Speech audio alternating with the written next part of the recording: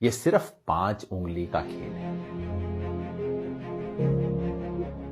आप सुनते होंगे CAA, NRC, NPR और सोचते होंगे ये खेल क्या है, इतने सब शब्द हैं, समझ नहीं आता। वैसे बड़ा साधारण सा खेल है। मैं आपको समझा देता हूं। ये सिर्फ 5 उंगली का खेल है। 5 उंगली की यात्रा समझ लीजिए, ध्यान से समझिएगा और फिर समझाइएगा भी दूसरों को। ये यात्रा शुरू होगी सबसे छोटी उंगली से। बड़ा साधारण सा काम होगा। अप्रैल के महीने में आपके घर कोई आएगा, सरकारी कर्मचारी, हो सकता है स्कूल के टीचर कोई आए, कहेंगे हमें आपके घर सिर्फ गिनती करनी है कितने लोग रहते हैं। बस नाम पूछेंगे, कब पैदा हुए ये पूछेंगे, ये भी पूछेंगे कि आपके माता पिता, चाहे हैं या नहीं है अभी, वो कहां पैदा हुए थे, कब पैदा हुए थे। आधार कार्ड का नंबर मांगेंगे, ड्राइविंग लाइसेंस मांगेंगे, कोई प्रमाण नहीं मांगेंगे। उस वक्त आपको लगेगा छोटा सा मामला है। ये छोटी उंगली का पहला कदम ये है NPR वाली छोटी सी उंगली। फिर दूसरी उंगली ये D वाली उंगली है। D क्यों? क्योंकि आपके घर से जब एक बार ले जाएंगे लिख के, उसके बाद तहसीलदार के दफ्तर में, किसी सरकारी दफ्तर के अंदर कुछ टाइम बाद, हो सकता है कुछ महीने बाद, चुपचाप से उस लिस्ट का मूल्यांकन किया जाएगा और कोई सरकारी कर्मचारी उस लिस्ट में कुछ नामों के आगे D लिख देगा। D का मतलब डाउटफुल। डाउटफुल का मतलब संदेहास्पद, जिस पर शक है। किस बात का शक है? कि ये भारत के नागरिक दरअसल हैं नहीं। भाई कैसे फैसला होगा? कानून में कहीं नहीं लिखा कैसे फैसला होगा। हो सकता है आप अपने माता पिता की आयु नहीं बता पाए हो, कहां पैदा हुए हैं नहीं बता पाए हो सकता है आधार कार्ड आपके नाम से इशू हो लेकिन आपके पास नंबर ना हो, कुछ भी हो सकता है। किसी भी आधार पे D लगा दिया जाएगा, आपको पता भी नहीं लगेगा, कोई आपसे पूछने भी नहीं आएगा और मामला तीसरी उंगली पर पहुंच जाएगा। ये तीसरी और बड़ी उंगली है, ये है NRC वाली उंगली। जिन लोगों के नाम के आगे D लगा होगा, समझ लीजिए आपके मोहल्ले में 500 लोग हैं, 1000 लोग हैं, उनमें से 50 के नाम के आगे D लग गया। उन 50 लोगों को चिट्ठी आएगी, पूरे परिवार में नहीं। हो सकता है परिवार में बहू को चिट्ठी आए, बेटे को ना आए, बाप के नाम चिट्ठी आए, पोते के नाम चिट्ठी ना आए।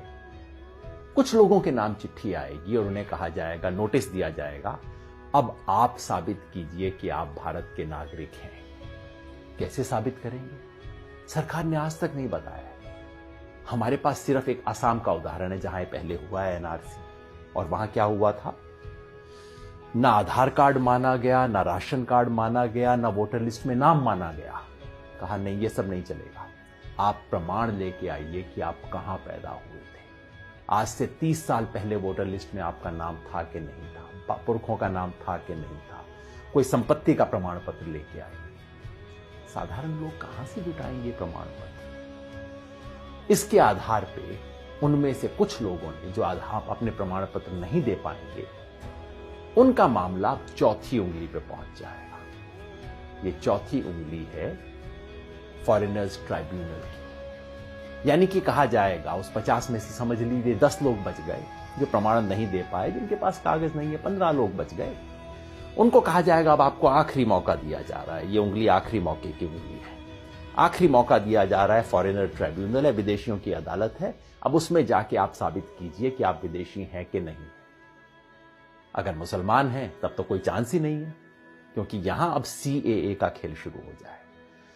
अगर मुसलमान हैं, आपको विदेशी माना गया है, तो अब आप तो विदेशी हैं ही हैं, चाहे आपके बाप दादा यहां पे 500 साल से, 1000 साल से रहते आ रहे हैं। अगर मुसलमान नहीं भी हैं तो पता है क्या है, आपको ये साबित करना पड़ेगा कि आप बांग्लादेश, पाकिस्तान, अफगानिस्तान से आए। अब आप सोचिए, बिहार यूपी में रहने वाले लोग, नेपाल की तराई में रहने वाले लोग, श्रीलंका में रहने वाले लोग, श्रीलंका के पास तमिलनाडु में रहने वाले लोग कहां से साबित करेंगे भाई कि हम पाकिस्तान से आए, बांग्लादेश से आए, अफगानिस्तान से आए?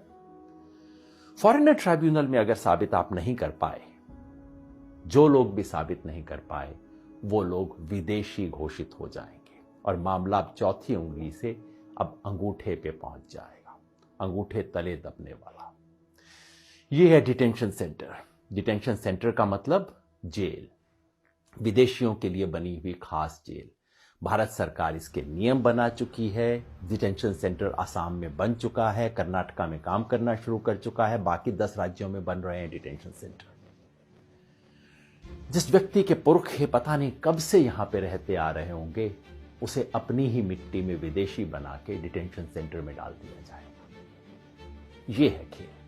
शुरू होगा छोटी उंगली से, एनपीआर से, और खत्म होगा कुछ लोगों के लिए। हो सकता है 1000 में से 1 लोग, हो सकता है 1000 में से 2 लोग डिटेंशन सेंटर में बने। क्या ये चाहते हैं? अगर नहीं चाहते तो इसे रोकने का एक ही तरीका है। ये 5 उंगली का खेल कैसे रुकेगा? जैसे ही पहली उंगली मोड़ने की कोशिश हो, आप 5 उंगलियां कर लीजिए बंद, मुट्ठी लीजिए कस और उठा दीजिए अपना हाथ। विरोध करना होगा, यानी कि जब पहली उंगली उठे एनपीआर वाली, एनपीआर का बायकॉट करना होगा। पूरे देश में जो नागरिकता संशोधन के बारे में आंदोलन चल रहे हैं, उन सब ने मिलकर कॉल दिया है। हम भारत के लोग, we the people of India, जो देश के 120 से ज्यादा संगठनों ने इकट्ठा होकर बनाया है, सब ने कहा है कि एनपीआर का बायकॉट करें। यानी कि जब आपके घर में कोई टीचर आए, कोई सरकारी कर्मचारी आए एनपीआर का डेटा लेने, प्यार से बात कीजिए। इससे बुरा बात करने की जरूरत नहीं। पानी पिलाइए, चाय पिलाइए, नमकीन भी खिलाइए। नमक खिलाना बहुत जरूरी है, क्योंकि ये संविधान का नमक खाते हैं, याद दिलाना है। ये कर्मचारी इस देश के कर्मचारी हैं, किसी पार्टी के नहीं है। सब कुछ दीजिए, प्यार से कीजिए, लेकिन कागज नहीं लिखवाएं।